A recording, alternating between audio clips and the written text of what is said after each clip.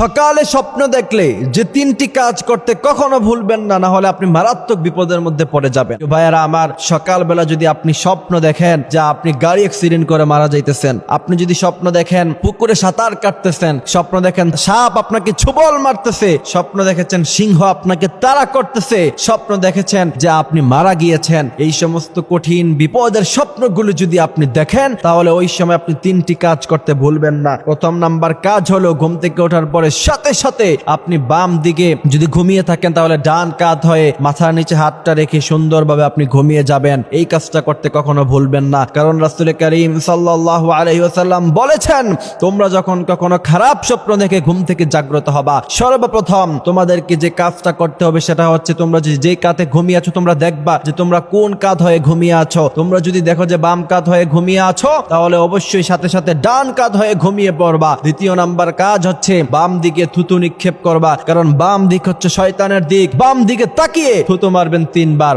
এরপরে 3 থেকে 4 বার পড়বেন আস্তাগফিরুল্লাহ রাব্বি মিন কুল্লি যামবি ওয়া আতুবু ইলাইহি লা হাওলা ওয়ালা কুওয়াতা ইল্লা বিল্লাহিল আলিয়্যিল আযীম।